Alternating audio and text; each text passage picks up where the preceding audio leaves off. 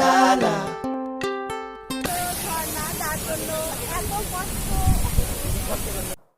চায়ের দেশে আপনাকে স্বাগতম।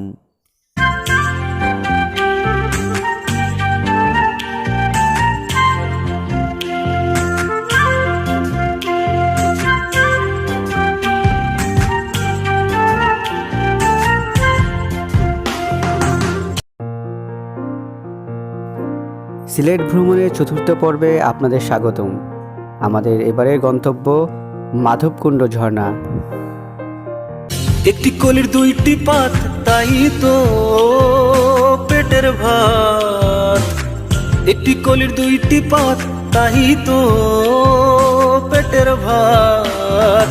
পাহি পাহি পাতা তরি তকরি ভরাই, পাহি পাহি পাতা তরি তকরি ভরাই। হায়রে হায়রে হায়, হায়রে হায়রে হায়রে হায়, এ সখী জিয়ে কি উপায়।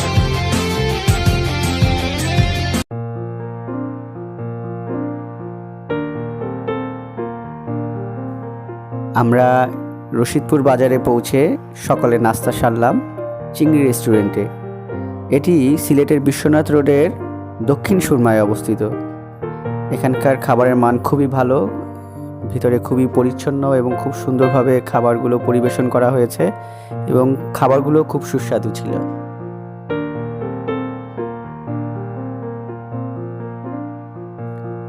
আমাদের যাত্রাপথে আমরা দেখলাম অনেক চামড়া রাস্তায় ফেলে রাখা হয়েছে। পরবর্তীতে আমরা জানতে পারলাম এখানকার মৌসুম ব্যবসায়ীরা তাদের আশানুরূপ দাম না হওয়ায় চামড়াগুলো এভাবে রাস্তায় ফেলে রেখেছে। এভাবে যেমন পরিবেশের সৌন্দর্য নষ্ট হয়েছে, পাশাপাশি ব্যবসায়ীরাও ক্ষতির সম্মুখীন হয়েছে। আসলে এটা আমাদের মোটেই কাম্য নয়।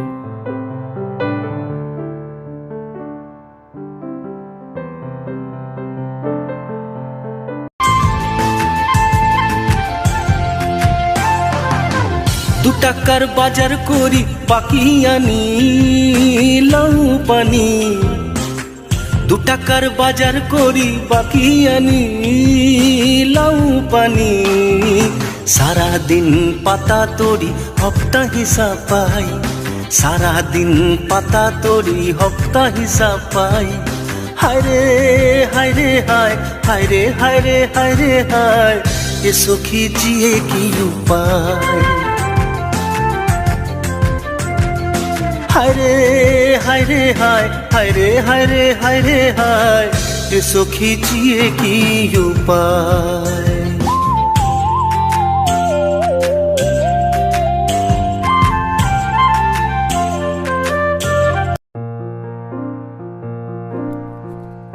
দুটি পাতা একটি কুড়ির দেশ শ্রীমঙ্গল। চা শিল্পের জন্য শ্রীমঙ্গলের সুনাম ও পরিচিতি বিশ্বব্যাপী।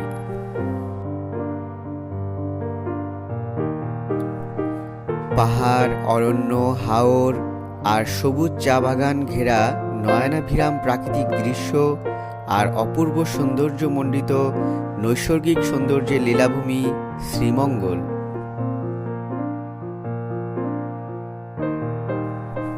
রাজধানী ঢাকা থেকে প্রায় 200 কিলোমিটার দূরত্বে দেশের উত্তর পূর্বাঞ্চলীয় সিলেট বিভাগের মৌলভীবাজার জেলা থেকে 20 কিলোমিটার দক্ষিণে প্রকৃতির আদুরে কন্যা সুবিশাল পাহাড়ের পাদদেশে আর হাইল হাওরের পিঠে 9টি ইউনিয়ন ও একটি পৌরসভা সহ উপজেলা শ্রীমঙ্গলের অবস্থান।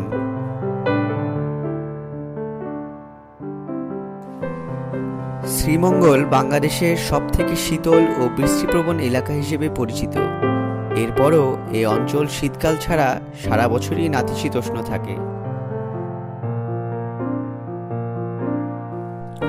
প্রকৃতির সুরম্য নিকেতন শ্রীমঙ্গলে দেখার আছে চা বাগানের পর চা বাগান, চা প্রক্রিয়াজাত কেন্দ্র, লাওয়াছড়া রেইন ফরেস্ট, মাগুরছড়া গ্যাসকূপ, চা গবেষণা কেন্দ্র, লাওয়াছড়া ইন্সপেকশন বাংলো।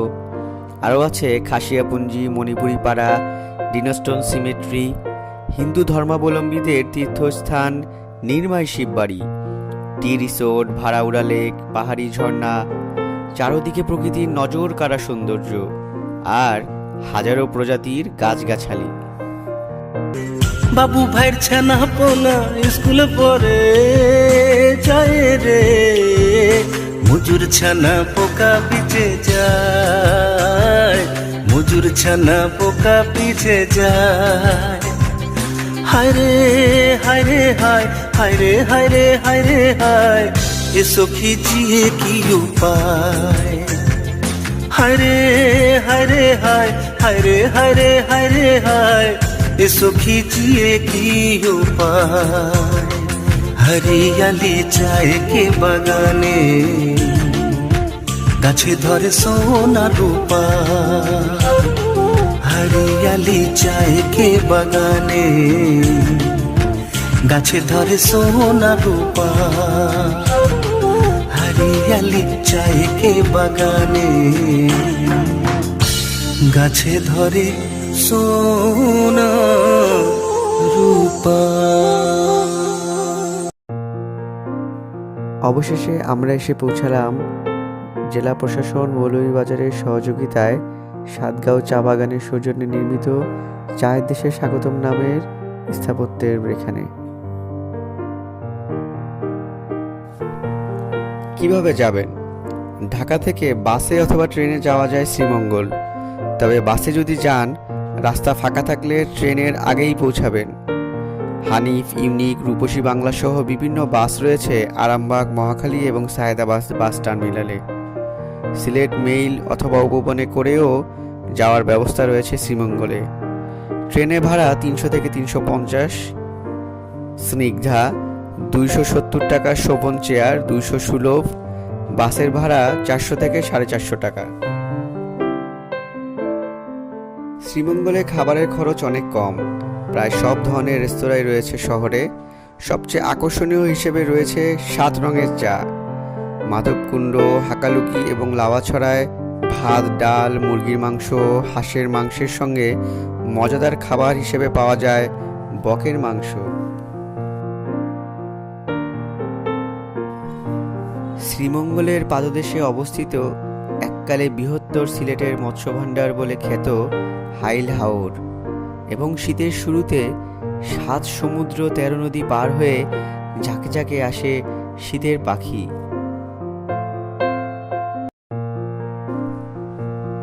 এখানকার বাইক্কাবিলের মৎস্য অভয়ারণ্যে সুদূর সাইবেরিয়া, মধ্য এশিয়া, ইউরোপ অঞ্চল সহ বিভিন্ন শীতপ্রধান দেশ থেকে অতিথি পাখিরা আসতে শুরু করে।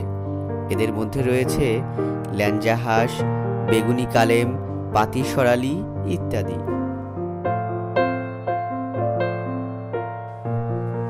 200 বছরের প্রাচীন শহর শ্রীমঙ্গল শহরের নামকরণ নিয়ে ভিন্ন ভিন্ন কাহিনী শোনা গেলেও রেকর্ডপত্রে লিপিবদ্ধ আছে যে শ্রীদাস ও মঙ্গলদাস নামে দুজন প্রথমে এসে এখানে হাইল হাওরের তীরে বসতি স্থাপন করেছিলেন। এই দুই ভাইয়ের নামানুসারে শ্রীমঙ্গল নামকরণ করা হয় এই জনবসতির। আরেক মহল থেকে অবশ্য বলা হয়েছে শ্রীমঙ্গল শহরের অদূরে মঙ্গলচণ্ডী দেবতার একটি স্থলী ছিল, তার নামানুসারে শ্রীমঙ্গল নামকরণ করা হয়েছে।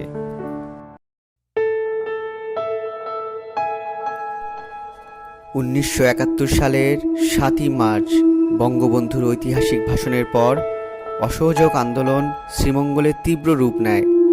1971 সালে 30শে এপ্রিলের পর থেকে পাকিস্তান হানাদার বাহিনী 5ই ডিসেম্বর পর্যন্ত শ্রীমঙ্গলে হত্যা করেছিল 50-এরও অধিক মুক্তিযোদ্ধা সহ অসংখ্য নারী পুরুষদের। শ্রীমঙ্গলের ফিনলে টি কোম্পানির ভাড়াউড়া চা বাগান এলাকায় বদ্ধভূমিতে 47 জন চা শ্রমিককে একসঙ্গে দাঁড় করিয়ে গুলি ছুড়ে হত্যা করেছিল হানাদার বাহিনী।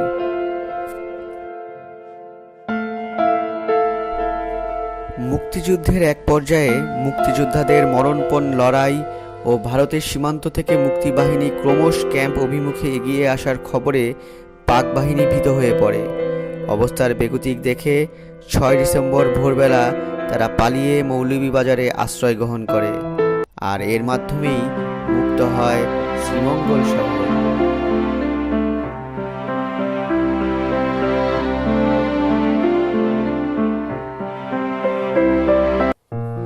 এখন বলি সিলেটের অন্যতম আকর্ষণ মাধবকুণ্ডের কথা।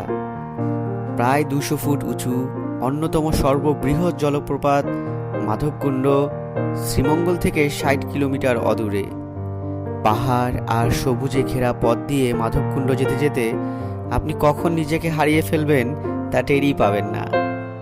মাধবকুণ্ডের অবিরাম জলধারা এনে দেবে আপনাকে প্রশান্তি।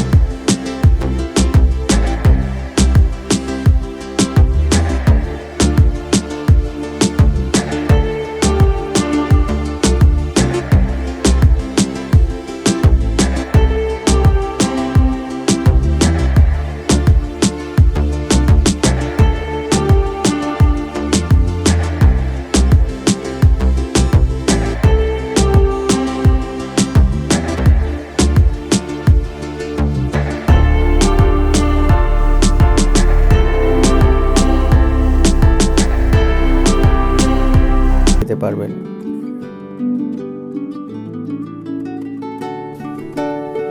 বাংলাদেশের সর্ববৃহৎ জলপ্রপাত হিসেবে সমধিক পরিচিত মাধবকুণ্ড জলপ্রপাত, যা সিলেট বিভাগের মৌলভীবাজার জেলায় অবস্থিত।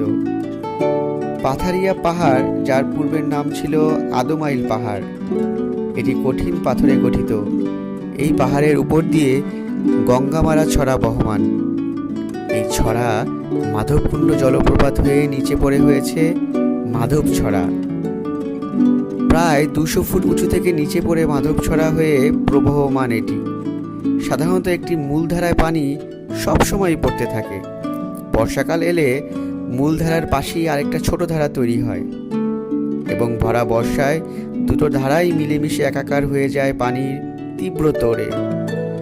জলের এই বিপুল ধারা পড়তে পড়তে নিচে সৃষ্টি হয়েছে বিরাট একটি কুণ্ডের।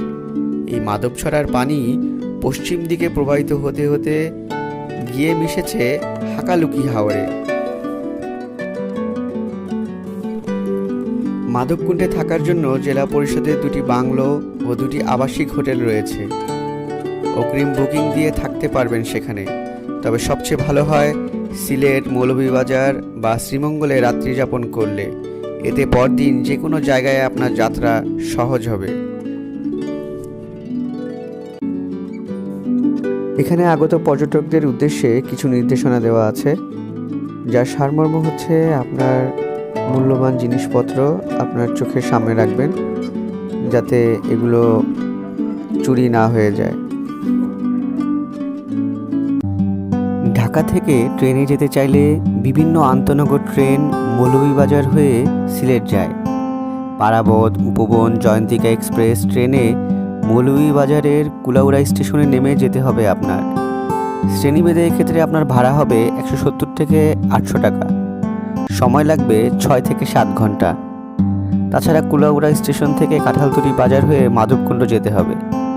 এক্ষেত্রে আপনার রিজার্ভ সিএনজি 400 থেকে 600 টাকা নেবে। মাধবকুণ্ড পর্যন্ত যেতে পারবেন, অথবা কুলাউড়া থেকে লোকাল সিএনজি দিয়ে কাঁঠালতলী বাজার গিয়ে সেখান থেকে আবার রিজার্ভ সিএনজি 150 থেকে 180 টাকা ভাড়া, বা আপনি লোকাল সিএনজি জনপ্রতি 20 থেকে 25 টাকা ভাড়া দিয়ে মাধবকুণ্ড যেতে পারবেন।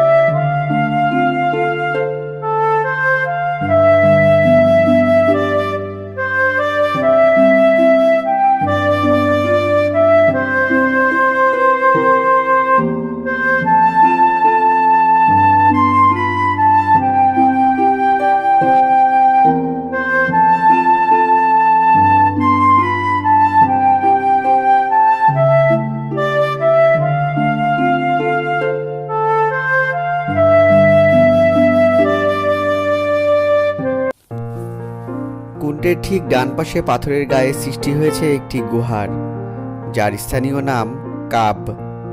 এই কাব দেখতে অনেকটা চালাঘরের মতো। মধুকৃষ্ণা ত্রয়োদশী তিথিতে স্নানার্থীরা কাবের নিচে দাঁড়িয়ে ভিজা কাপড় পরিবর্তন করে থাকেন।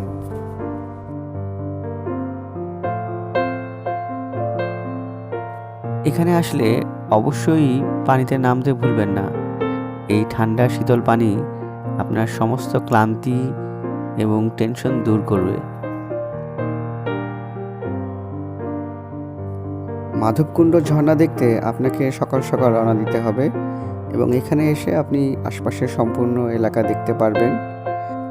এখানে কিছু বিষয় আপনাকে অবশ্যই খেয়াল করতে হবে। এই জায়গাটি খুবই পিচ্ছিল, তাই এখানে খুব সাবধানে আপনাকে পা ফেলতে হবে এবং ঝর্ণার চারপাশে দড়ি দিয়ে কিছু এলাকা বেষ্টনী করা আছে। কেউ অতি উৎসাহী হয়ে দড়িগুলো অতিক্রম করার চেষ্টা করবেন না, ওখানে জীবনের ঝুঁকি আছে।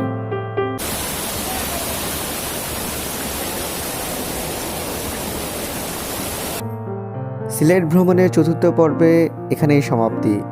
আমাদের পরবর্তী পর্ব দেখার জন্য আমাদের চ্যানেলটি সাবস্ক্রাইব করুন এবং আমাদের সঙ্গেই থাকুন। ধন্যবাদ।